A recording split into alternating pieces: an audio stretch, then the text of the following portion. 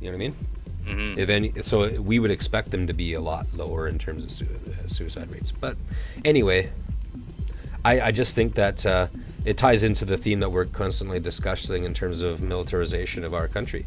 I mean, Canada has always been a peace-loving country, and I think we continue to be a peace-loving nation of people. You know what I mean? The people I are hope so. peace-loving, but we have a peace-loving people and a war-mongering government now. You know what Yeah, I I mean? know. So how, in a democracy, can you honestly say that this government reflects the will of the people? Oh, it doesn't. That's kind of the whole problem, I suppose. Uh, Another curious announcement today by the Harper, or I don't know if it was today, in recent in the last week, Baird came out and announced $2 million assistance for a group called Canadian Relief for Syria. Now, have you checked into this at all a little bit? It's a curious little story here, and it kind of takes some connecting of dots in order to see. And again, there's no proof here, and that's the nature of the nature of the world of when it comes to intelligence operations and terrorist groups and civil war, and that is what's happening in Syria at this point. It's a civil war. Yeah. And I read an article today questioning whether it's about time that Canada start offering some military funding to the Syrian rebels. Mm-hmm. And so, but this is something that we do know. We do know that Canada is going to give $2 million to the Canadian Relief for Syria. Now, Canadian Relief for Syria doesn't have proper charitable status. So they work through a group called Human Concern International. Now, the few things that we know about the group Human Concern International, kind of makes you start to ask some questions, and questions that we're going to have to dig into and maybe see if we can find more information.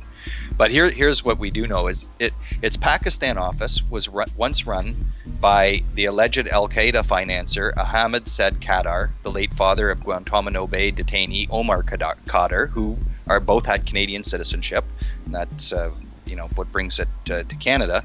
And then also, it was originally founded in 1980 to assist the Afghanis fleeing from Pakistan. So being involved at all in the original expulsion of Russian troops from Afghanistan, and we know the curious history of the interactions with intelligence organizations and the Mujahideen and the growth of Al-Qaeda that comes out of that. Now also, in 1995, an Egyptian interviewer was interviewing Osama bin Laden, and Osama bin Laden, in passing, mentioned that Human Concern International was funded a charitable front that was actually operated by Al-Qaeda called Blessed Relief. Now, there have never been any charges pressed against Human Concern International, and it remains a charitable status with the Canadian Revenue Agency. So, I don't know. It makes me wonder why they would choose this group rather than, say, the Red Crescent or Red Cross, which operates in Syria. And is this money actually going to get to people for political relief from the situation, or is it going to end up in the hands of the Free Syrian Army, which is made up of some members of Al-Qaeda? So I don't know. It's So what you're saying basically boils down to Al-Qaeda is now good. Apparently. Yeah, this is the curious thing too. Assad is the devil we know, and Al-Qaeda is the devil we don't know. It's like, do you guys not remember the whole plot story you guys happened to start right in on the day of September 11th, 2001? Yeah. I mean, it's quite curious. I mean, the support that the Free Syrian Army is seeing from Turkey and other NATO countries, and from Saudi Arabia and Qatar, and expatriates from Libya who were fighting in Afghanistan, came back to Libya to assist in the overthrow of Gaddafi, are now in Syria. And it's an interesting situation in itself. Well, it sure was a propaganda victory for NATO when and I say this totally facetiously, it was the opposite of a propaganda victory for NATO when the first thing the rebels did when they overthrew Saddam Hussein was to plant an Al-Qaeda flag above the Benghazi courthouse they were operating. Oh yeah, you meant to say Muammar Gaddafi. What did I say? You said Saddam Hussein. And I'm sorry. Another unplugged dictator that the Americans used to use. Apparently, didn't he at one? Yeah, they tried to pin Al Qaeda associations to Saddam, and then they used Al Qaeda to overthrow Gaddafi, and now they're using Al Qaeda as allies in Syria again. And Hillary Clinton has no problem defending that. I can imagine. No one holds these people to account on the way that they manipulate the situations and their ability to, fluidly move from one ally to the other, who are obviously, used at certain points as targets and at other points used as accessories to their crime. And there was also a recent court case in the United States that Iran was pointed out, and that's, again, knowing just a little wee bit about Islamic politics and the fact that the major split between Shia nations, which Iran is, and Sunni nations like Saudi Arabia and Qatar. And I mean, this plays out in Syria too, because Assad is a Ba'athist and he's not a Sunni. He's a I just said the other name now.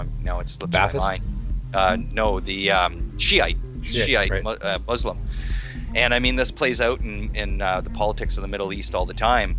But to accuse Iran of having links to Al Qaeda, I mean, that's ridiculous. That's the same thing as in the case of Saddam Hussein. Saddam Hussein was a Sunni, and he was the majority of the population of Iraq were Shia.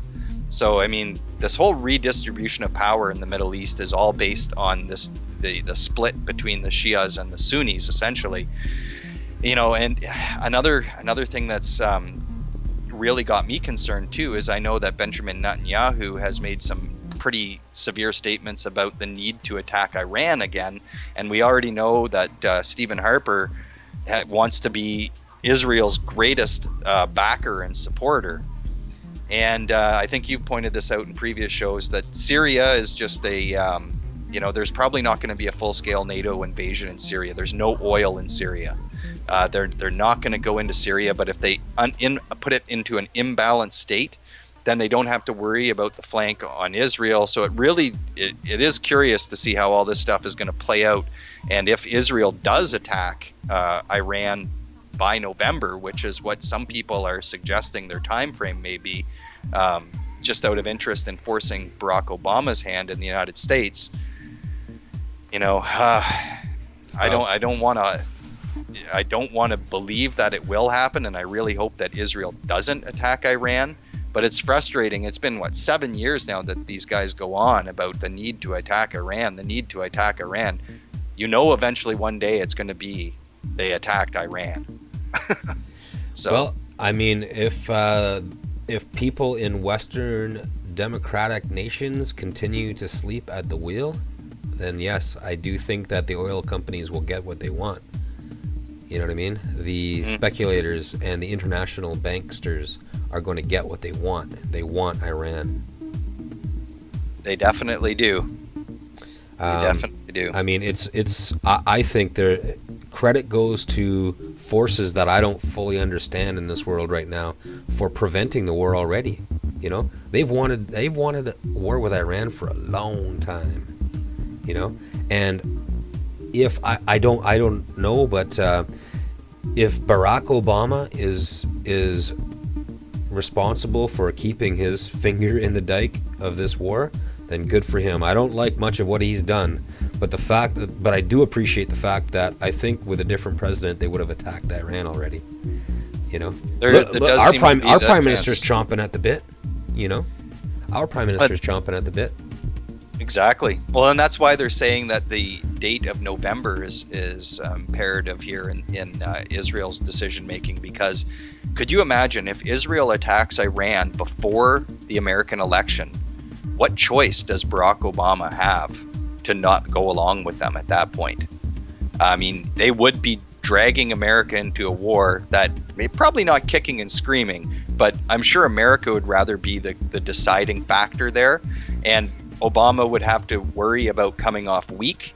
And okay. I got to interrupt you right there. Why do you say that, Mike? Why do you function according to the assumption that a president who chooses peace cannot win an election? Why do you say that? Well, I don't agree with that, but I believe that that's what Barack Obama and his advisors would be thinking. I think, Mike, I'm going to call you on this, and I'm just going to throw it out there. I'm going to kind of call you on something here.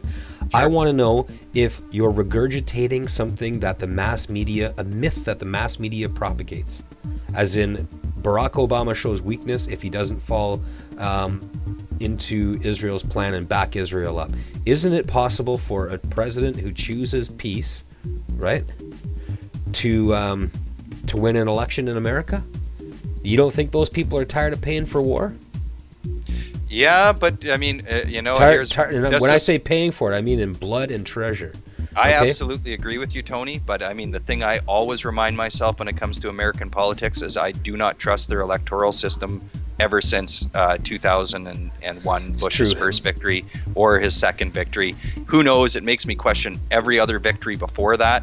I believe their system is way too manipulable, and that the swing states have all the important swing states feature black box voting, and it is well established, in fact, that those debold boxes produce the winners that the military so the very people that you're talking about who may overwhelmingly want to support, if we're right and Barack Obama is holding a dike in that war, in the attempts to start a war against Iran, and if they are willing to vote for him, aside from any other concerns that the American electorate has, they may not even get their vote counted. So I just don't know. Right. But I will say this. I'll tell you why. I can see Mitt Romney jumping all over the topic and slamming Obama over any attempts. Okay. To the odds of America electing a Mormon as president, slim. Something crazy is going to have to happen, right? I think the only way that Mitt Romney can get elected is if they steal it, and of course, whoever gets to plug the little thumb drives into the black box voting machines gets to decide the president. That's just a fact of life in America. So, I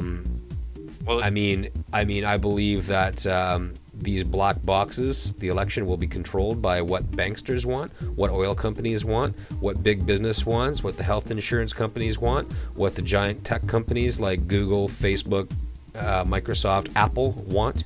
Okay, and these companies, these interests want some modicum of stability. Now, everyone understands that what's gonna happen if we go to war against Iran is, first of all, the price of oil is gonna skyrocket. Absolutely. Okay? It's gonna skyrocket and cripple every economy in the world because everything runs on oil. We eat oil. Okay, oil is necessary to any manufacturing. Oil is necessary to any transportation. We all of the energy that we use to heat and cool our homes, okay, is essentially oil. Most of the world's energy comes from oil, and the economy is essentially based on energy. Well, if I can say one quick thing here, just to maybe obviously this is a bigger conversation than what we're having, but I think it's I think I have a segue. I'm sorry. I think I have a segue into the next topic, which is gold. Okay, and what I was saying is that unless banks want it, unless speculators want it, if Wall Street wants it, if the oil companies want it, then and of course the military-industrial complex wants it. They've always wanted it, right? Absolutely. Then there will be war. If those interests do not want it, there will not be war. It won't necessarily have anything to do with whether or not the American people want it. I think that Obama could win an election easily based on peace. That's what got him elected.